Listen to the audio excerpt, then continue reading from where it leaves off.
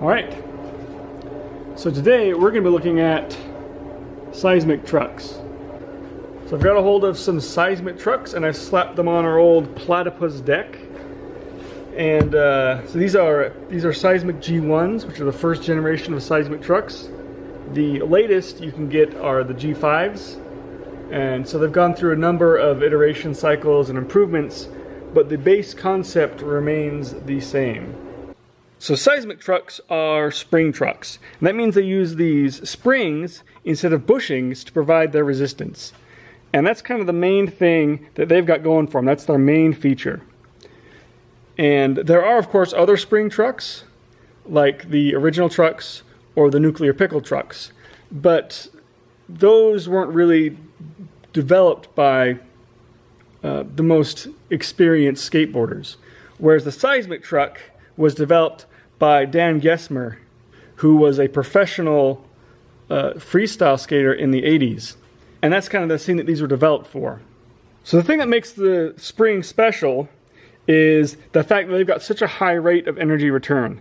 When you lean the deck over or compress the wheels like this, you put that energy in and you get almost all that energy back out again. And the energy delivery is also very quick and rapid. Very fast and snappy.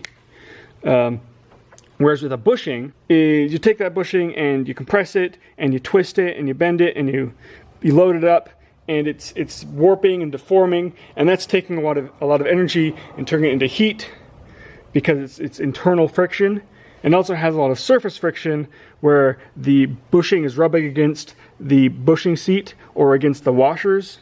So there's just a lot of friction involved with bushings.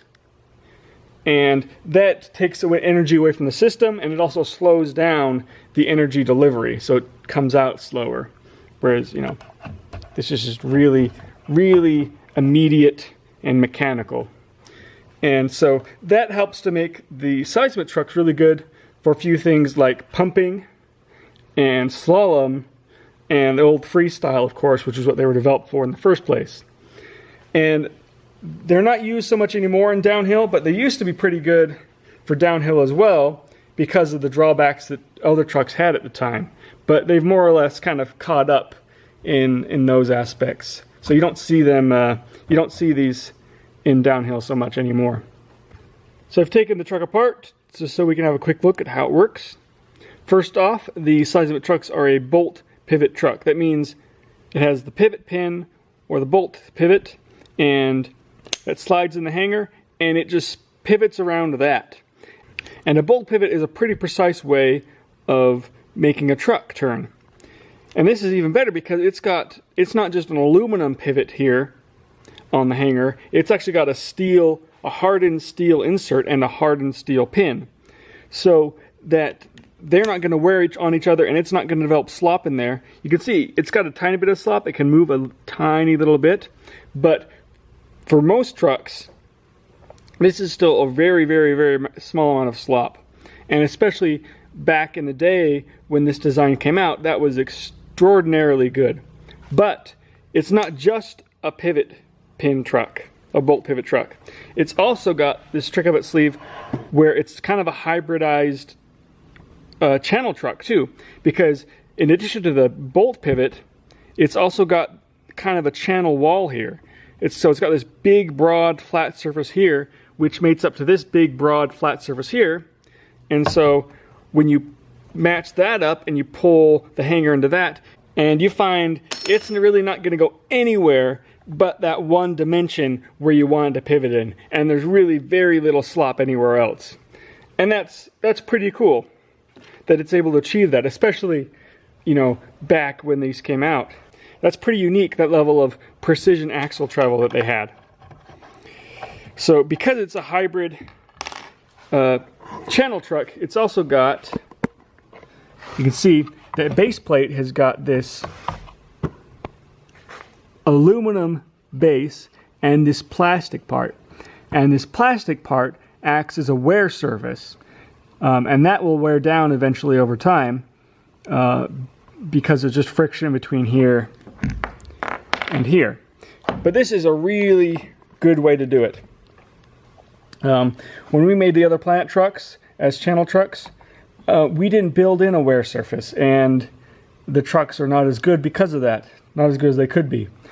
But here, they've got that, and that's a really good feature because it protects the expensive aluminum hanger and the expensive aluminum base plate from suffering any wear damage. You also got in here, here's the springs. The springs would come in different strengths, and that would be almost entirely how you would choose how much resistance you wanted. So you can see it's got this yellow outer spring, and you can see, if you look in there real carefully, a silver inner spring. So it's kind of a compound spring to give you I think it's to give you a more linear travel throughout its full range. If this was new, it would be about ½ an inch longer or so when it was uncompressed, but these have been compressed for many, many years, and so they're not quite as, they don't return to their full length anymore. Inside the truck itself, I'm not sure if you can see, let's kind of get some light in there. There we go. You can see there's kind of a little ball joint inside there, and that fits on the socket of the springs. And you also have another ball socket on the hanger, and that is what you can adjust with these spring tension screws right here. So what you can do is you can get your Allen key in there, and you can turn this to loosen it or tighten it to adjust how far in that little ball goes down for the ball socket joint, and that allows you to adjust the spring pretension, and that theoretically lets you adjust how much resistance is in your trucks. I haven't found the spring tension adjustment to be really that useful in adjusting the resistance of the springs, but I have found it a lot useful in adjusting where the hanger stops, so I don't get wheel bite on different boards. And I think that's kind of the expectations you're going to have to set for yourself. That's one thing that they might have improved somewhat on the newer generations, but for these older ones, like I feel like the real functional use of these spring tensioners is to adjust where the trucks bottom out so you don't get wheel bite. So because the pivot is an actual physical bolt, you can't have a solid axle travel straight through that point. So the axle has to be offset from the pivot a little bit, and that's the axle offset that gives you the positive or negative rake.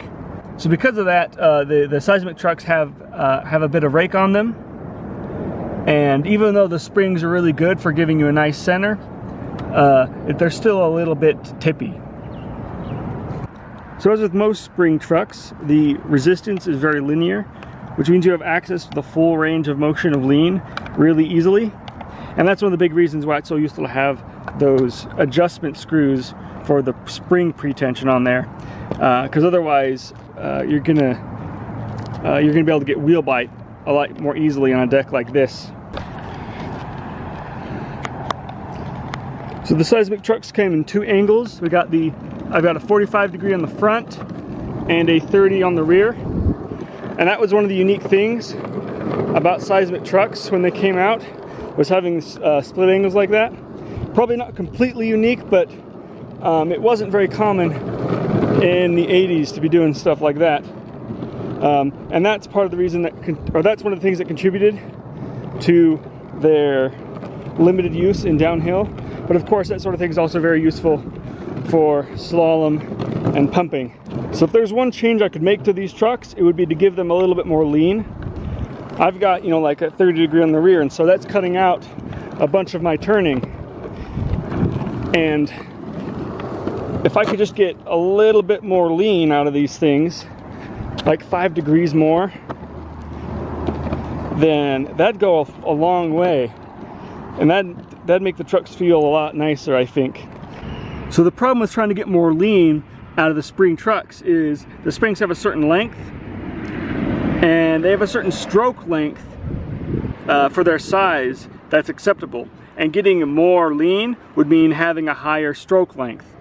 And you can't really break those rules or bend them very much without really sacrificing the service life of your springs.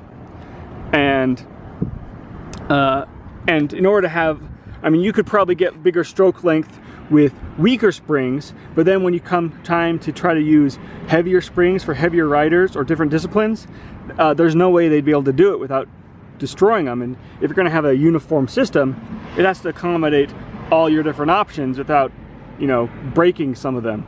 So it's kind of a really complex problem trying to balance, you know, how much lean you're going to get with how much you're wearing out your springs. There really just isn't much you can do to increase that lean with what we got here. All right, so there's the Seismic trucks. They're pretty cool. They've got an interesting history.